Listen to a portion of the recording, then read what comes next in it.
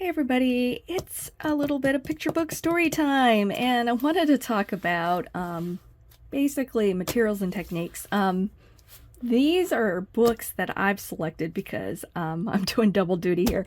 To be honest, I had a potential presentation that I was giving at the end of the month, and it related to materials and techniques, illustrators that use cut paper, collage, or dimensional qualities to their work. And so I was going through my picture book library stack, and I was taking out and weeding the ones that I thought fit kind of this traditional, like, collage, also some 3D depth to them. And these were illustrators that I just absolutely loved their work, and they fall in the traditional realm of illustration, but then they have to have their artwork photographed or scanned in to actually provide a digital file for the clients to be able to print and publish the work. Okay, so the first one, and I'm gonna like scooch this over a little bit to the side.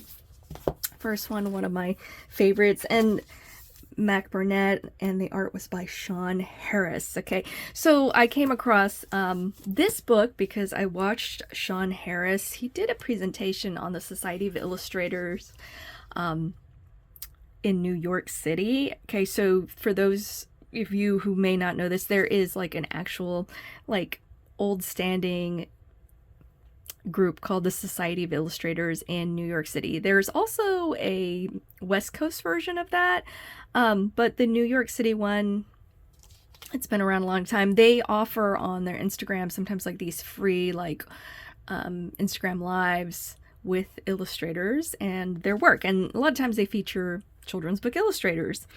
Barnett and Shawn Harris, this is not their only collaboration. I'm trying to remember this first one, but I believe they've had other books that they've done together. But A Polar Bear in the Snow, which it's a gorgeous book, and I really love Shawn Harris's work. He's a very flexible illustrator.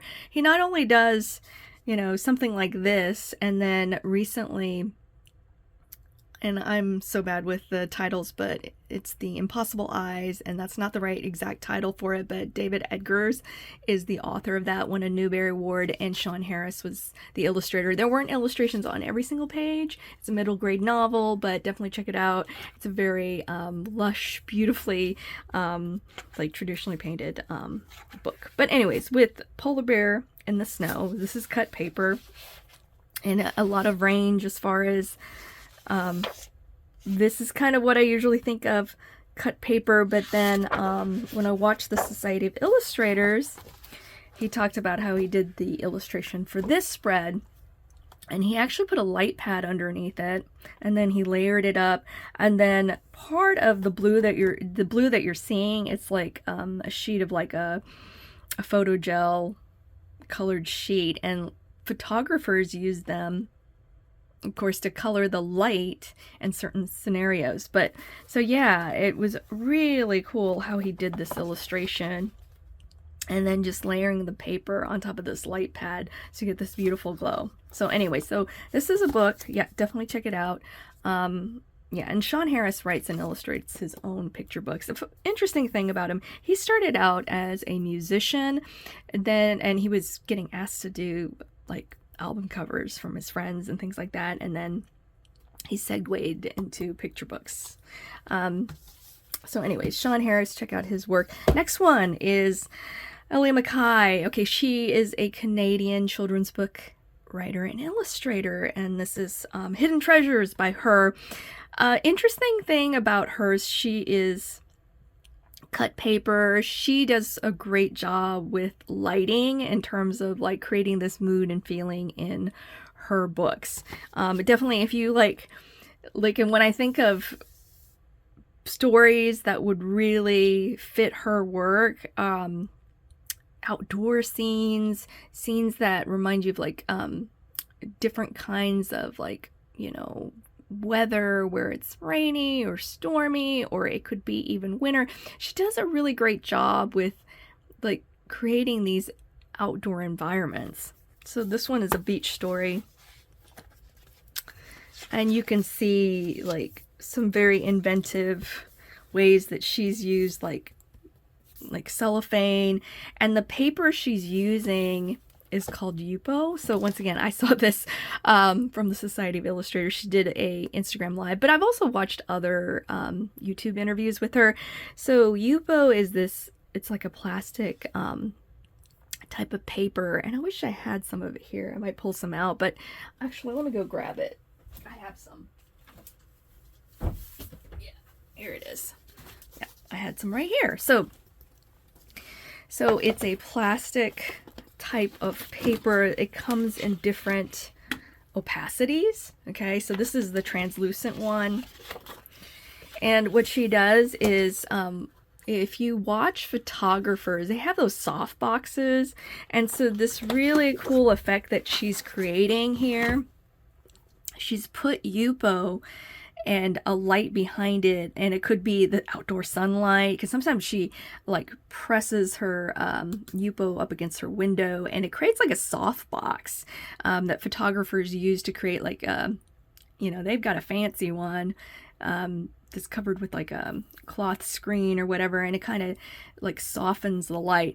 And so then what she can do is she can place shapes on the other side of the Yupo with a light coming through, and it creates this very soft effect. She also, you know, this is Yupo as well, because Yupo is like this plastic based paper, and they used to use it for labels for shampoo bottles. And anyways, artists have been using it. Like if you Google on YouTube, like painting on Yupo, you get a lot of people who will use watercolor and things like that.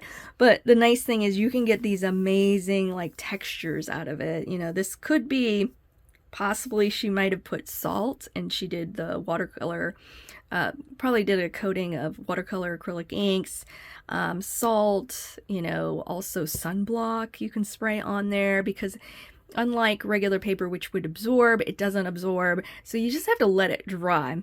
The tricky part of using this kind of paper is you have to let it dry. It's not like one of those things like you can quickly try to blow dry it. You could, but you could actually warp the paper. So I tried it myself. I mean, it looks gorgeous because you get these layers of transparency with a different opacity of Yupo paper. But boy, is it like tricky to paint with. But you get these beautiful mood-filled scenes. Like you can really capture, you know, a sunrise, certain times of day. But yeah, so she is hand painting these on the Yupo and then cutting them out with scissors. And then she has like a theater, which is like kind of like a box, you know, a small version, and it goes back to these cut paper theaters during the Victorian era, and people would actually do these little performances. But you know, she takes a photo of them, and then she gets these beautiful images for her children's books. But anyways, gorgeous, beautiful. I just love the lighting on this as well. Probably with this, I'm guessing she probably had a mirror underneath it, and then she probably overlaid it with the cellophane, this rainbow cellophane on top, and then you have it lit from the other side. She uses tissue paper that she puts over, whether it's a window or she's using a light source, and then the tissue paper, you know, will end up mixing with the light, whatever color the tissue paper is, and it casts that kind of light color. So anyways, great illustrator. Love her work. She was like the first one, I think, that I really saw doing the lighting and the photography. There were other illustrators who've done it, but I really took to her work a lot, and it made me want to look further into it. Next one is The Snow Rabbit by Camille Garoche. I apologize if I pronounced her name wrong, but beautiful work. She's also creating these sets using cut paper, added depth, and lighting them. Hand painting things and drawing them, cutting them out. I'm gonna say with this, Yeah, she probably like, you know, in Photoshop or, you know, Lightroom went around it to kind of bump that to make it stand out. And of course the snow, that's probably digital as well. But yeah, beautiful, beautiful example of dimensional cut paper as well. Like that one. My favorite by many, I don't know, just I love her work. You know, some of it's probably because she is a Korean illustrator. I was always like, early on in my career, you just don't really see a lot of, because I'm a US based illustrator, and you didn't really see very many Korean illustrators in the US publishing market. Of course, she is in the Korean market, but also internationally. Her books have been translated and also published in multiple countries. Baek Heena is a Astrid Lindgren children's book award winner. So that's like a global children's book award, and yeah, she's fantastic. But she is working with dimensional. So I love her work because I think to me, it speaks to me because it's like she does a combination of cut paper and then she builds out these sets and then the lighting. So I just love that you have all these little pieces. I saw in an interview, she was like standing next to this thing is very large. She got a degree in animation from Caltech, I mean, in California, the Disney School of Animation. It's interesting. I've never heard anything in an interview, but I kind of wonder if she knew Jamie Colleary. They were both at Caltech, or, you know, Caltech at the same time, you know, as far as time frame. And most of these programs, like, people just kind of know each other, so it'd be kind of like they would have probably knew about each other because the program she was in was like an experimental animation program. So yeah. Anyways, so never heard anything exactly. If anybody knows, I would be fascinated to know that. But anyways, just love the lighting. She's also using 3D pieces. You can tell like some of the things are things that she's probably made. Some of the things are things that are actual miniature. One of the challenges that I find if you're gonna, you know, have things that are like from doll houses that are pre-made miniature things, you have to work at a certain scale to make things fit. I tend to prefer just making it all because then I don't have to worry so much. Like I could spend hours just shopping for things and trying to find it. Nothing to say against this against her because she makes it work beautifully. I just don't have the patience. A lot of what I've figured out for myself is like I look at other people's work and be like, could I really do this? Nah, I don't know if I have the patience for that. So, but I love the use of her lighting in this story. Those beautiful patterns that she's put in. Anyways, and the little lights that, yeah, you can buy these little miniature lights. I've bought some before, and I've seen other illustrators when they do these light up scenes. Once again, like I would use that light as this whatever I'm going to build around. That's going to be my scale that I'm building everything else with, so that things fit accordingly. So that, yeah, the things aren't too small or too big. But yeah, beautiful work. Great storytelling too. Anyways, so that's another one I really adore. Another one. This is Thankful by words by Elaine Vickers, pictures by Samantha Cotterill. So another illustrator, once again, doing dimensional but cut paper as well in a 3D space. Samantha Cotterill is an illustrator based in upstate New York. She's also an author too, so she's written her own stories, but then she also illustrates other people. So love that she's building things out and then lighting them. These sets are pretty big. Like I interviewed her. I have a podcast that I do, and I interview a lot of creatives, and so she builds her sets quite large. I think it's like 3 to 5 feet. I do think, and I'm not for certain, I know on certain books, the characters, I believe she's overlaid the colors digitally. So that's another thing that's a takeaway. You watch how other people do it and does it work for you. I prefer drawing and painting everything and cutting it out. So like this one right here, yeah, I literally just draw and cut things out and then I build them. And that is just a personal preference. I know, and not only she, but another illustrator, Jeff Hinchy, he's an editorial illustrator. He will create the cutout, like this white outline, and then he'll just digitally draw in the character. One of the great things, if you do it that way, you're going to definitely have more consistency of color. Things are going to be consistent. Yeah, you'll have more control over that aspect of it. But I love all the little details. Look at that. I believe that this little nod. Oh, that children's book illustrator was Christian Robinson. Little bulldog with the poodle that got mixed up. Anyways, I forget the name of the book. But her work is just beautifully done. You know, great sense of this depth of field. Wonderful job on, like, you know, this different scenes of different times of day. But yeah, I just love her work. Really great. And she's very generous to chat with me about her work. Anyway, so now to 2D collage as well. Of course, oldie but a goodie. Ezra Jack Keats, amazing collage artist. This is a collection of just of his stories all in one book. I just love his use of pattern. I love this. Love that. Gorgeous.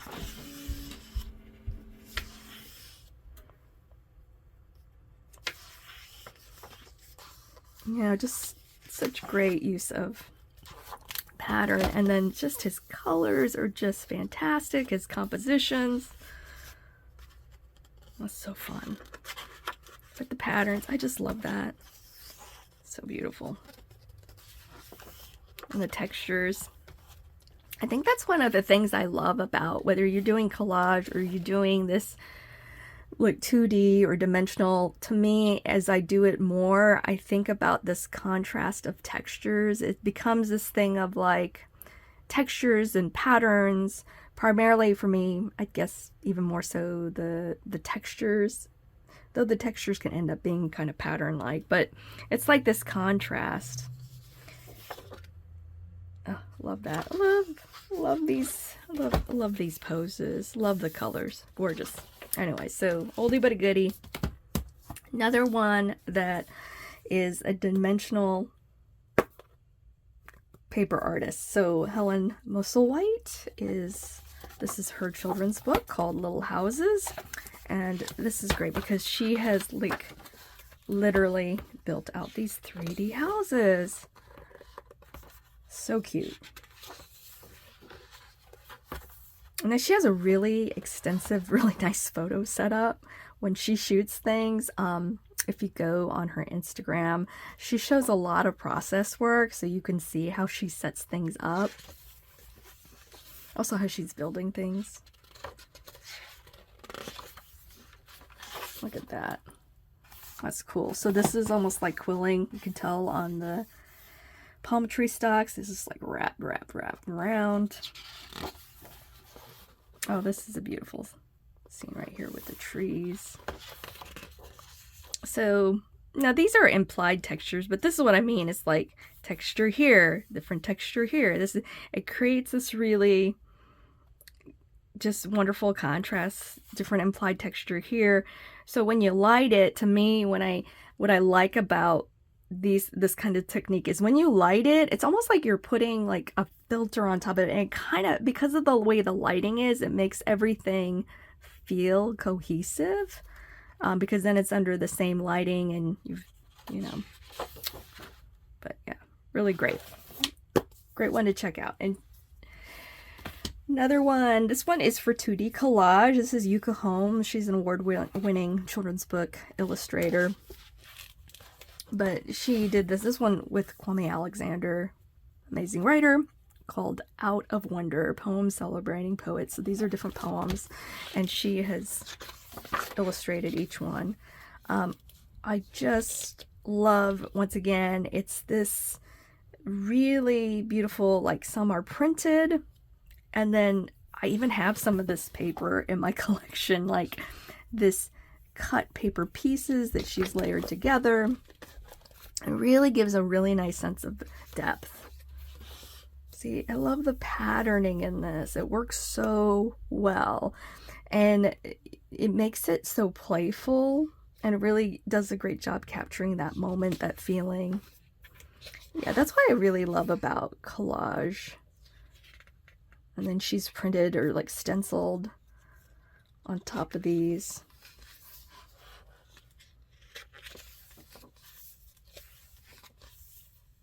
I love that it almost feels like with her work, it feels very fabric. Like it feels like, yeah, I mean, I know there's photos behind there, but it feels very textile. Like, I mean, like, basically, I see this on, like, you know, some fabric. I just feel like it's, yeah. Though a lot of it is printmaking. Really beautiful choices of paper. Once again, this contrast. And with this, it's like, yeah, you alter the paper a little bit, but not that much. Because so you really have to really place things next to each other. A lot of placing, I think. And just like, does that work? Is it working? Is it back and forth? But beautiful. Gorgeous. Yeah, and this kind of paper, it's probably like some kind of mulberry type of paper. But anyways, gorgeous. Another one. Again, 2D collage. This is Freedom in Congo Square. Carole Boston Weatherford was the author on this. Our Gregory Christie is the illustrator.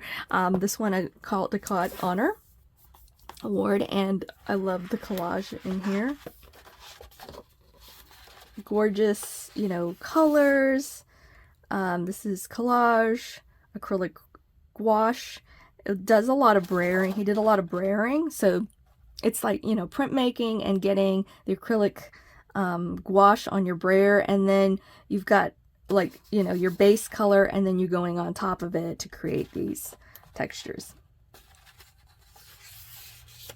So you get these really beautiful layers of paint with the brayer that you would be very difficult to get with just doing a regular paintbrush on them.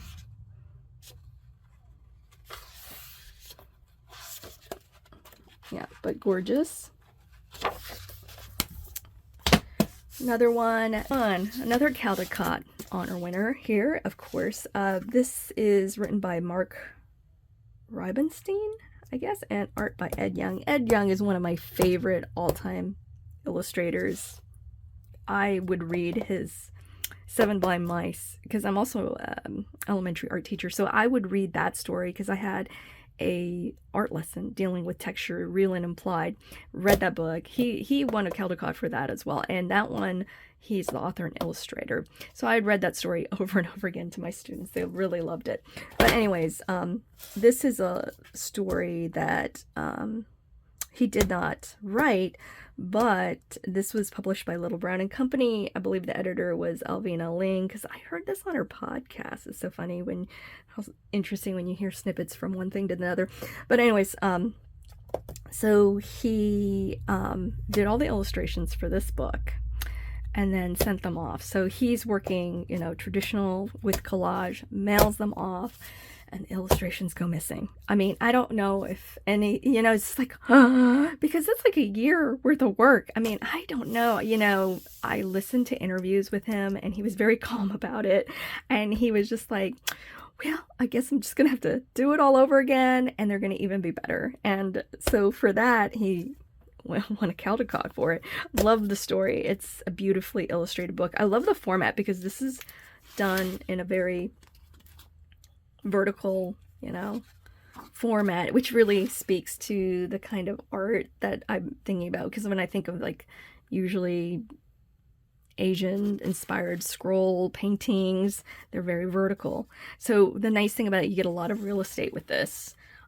It's also fun because you get to turn the book. So anyways, I once again love how he uses papers that he has in his collection, then papers that he's painted. Yeah, I love that this is sticking up like this, so you get this really nice shadow to it to give it a sense of depth.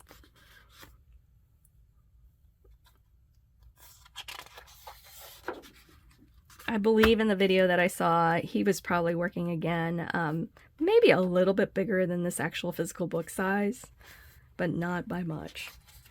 Oh, and the thing is about those missing illustrations, they did find them. He said in the interview months and months later, and they were at a church, and the illustrations were returned to him. So yeah, I just love, like, that is genius to put those two textures together. And that's what I mean, like, it's this contrast that plays with it. And it's like, I don't know, like, if you ever think about fine art and you find artists like Andy Goldsworthy. So he uses natural elements out in the wild and then creates these 3D, finished works of just nature, and they're gorgeous. And it's like you literally have to find that one thing on the forest that somehow matches and fits within that piece of art. And when you constrain yourself and you say, like, I'm only going to use what I can walk and find, but yeah, it's very challenging. But then yeah, he's one that, basically that's kind of this premise of using these textures that, this, you can tell that's either paper. He might have printed that. Looks like there might be some printmaking on top of that. Anyway, so, like here, the pine needles. Use of like actual photos and then collaging it all together. Really great. But anyways, love that book as well. All right, next one. Another favorite illustrator of mine. Okay, this was written by Joyce Scott with Bree Spangler and Melissa Sweet, and the artwork is by Melissa Sweet. Another Caldecott award-winning illustrator. She also writes her own books, but anyways, I love this idea of using dimensional because it really speaks to the story is about the life and art of Judith Scott. And Judith Scott was this artist who had a disability, and she just like wound things. So I love this idea that you have the dimensional, love that, and then you have flat 2D. It works really well together.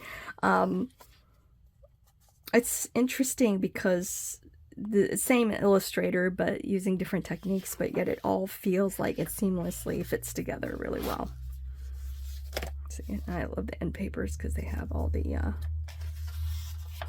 yarn and everything. But yeah, really, and it really speaks to the artwork of the artist too, so gorgeous.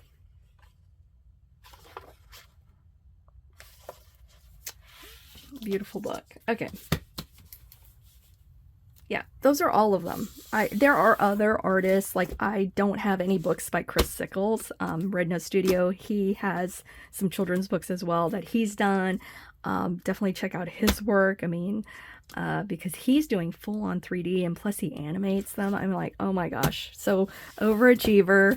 But while the rest of us, like, do what we can to learn. But yeah, I think one of the things that I get asked is like, well, how do you do what you do? And I'm like, you can learn how I do what I do, but I feel like you try multiple things that more than one ways. And so like I did it the way MacKay does it, and I found that I didn't like that paper. It was really challenging, but it makes her work so beautiful and unique that only she can do. And she's been doing it for since she was 16, so decades and many, many years ahead of me in terms of, but I love that she does it right on the, this is actually painted, it's not digital. She's painted the Yupo, and I do love that. And that was something that I took away from, because I really enjoy painting. Also love how she does her lighting. I think it's a lot of fun when you can play with the lighting within a scene. So, I still love this illustrator's work, but I'm not as inclined, because I like having this kind of lighting in the background. So it's one of those things, you try it and you see, because I've done illustrations where I don't have the lighting in the background, and it's not bad, here's one I did for myself. for a promotional piece. And it's okay, but for me, it's like you look inside, you ask yourself, I did it this way, and I've done it this other way. Like, I think it would have been better if I had it done with the way I normally do for the background. It would have been very luminous and stuff like that. But I try things out. I see whether it hits or misses for me. It's so individual, the way, especially people who do collage or anything like this kind of traditional dimensional, it's like trying to figure out your personal likes and tastes. Because you're working on projects long term for a children's book. Like, I'll have spent a year working on the book after it was contracted, but before that, it took me a year to make the samples. The book dummy. To write, make a book dummy, and do sample illustrations. So it's like, I wish, because people feel like it's like it should be this checklist that I just like follow along, and I'll have this successful work that I'm going to be really happy with at the end of it. But I found that for my personal experience, you try a lot of things, and if you're in a class like in an art school or an art program, and they're having you do a materials and techniques class, and you're just trying all these different things, it's just because you just never know. It's like, until you do it a lot of times, you're never going to really be like, because in terms of what illustration is about for me, it's about the process of doing it. Did I like it? Does this feel and fit within my personal aesthetics and read as the work that represents me? And so it's part of it's the technique, and part of it is what you choose to illustrate. But like, yeah, it's like there's no regular formula, and so you have to try and iterate and things like that. And it might be one aspect of the way that something is done, but then you're like doing it and you're finding that's not really suited to me, and then it morphs and becomes this thing that ultimately becomes a hallmark of what your work and style and aesthetics are. So a lot of it, and with this as well, another thing I tell people, like, what's your budget? Do you have money for a fancy camera, or you're going to use your phone? I mean, that's going to change how your work looks for the digital representation. Do you not want to deal with the lighting, and you just want very simple, just background or 2D collage? I mean, like, that is such a personal taste thing. And so I tell people, like, I can tell you how I do it, and it'll help you in certain aspects of it, but ultimately the way you make it speak to you and to your viewers as your work is going to be making those choices and decisions. It's all about decision making and stuff like that. So yeah, that's why I tell people, just try. If you like this kind of stuff, it's great. Keep experimenting, trying, and figuring out what works for you at the end of the day. And I don't think there's anything wrong with, expanding your visual library and looking and seeing what other illustrators and artists are doing, and then figuring out, how do I make it my own? But yeah, and by the way, if you're just an artist who just wants to do everything digitally, that's okay too. I feel like it's really what floats your boat, and you're going to be working on it. That's why I think I go like, oh, well, if you're the one going to be working on it and making it, and you're spending hundreds and hundreds of hours, what at the end of the day really speaks to you, that brings you joy, that you just get so excited that you're like, whether it's digital or traditional, so that's the takeaway with that. But I did want to do some sharing and show you guys some wonderful illustrators' work. But yeah, thanks for listening. Bye.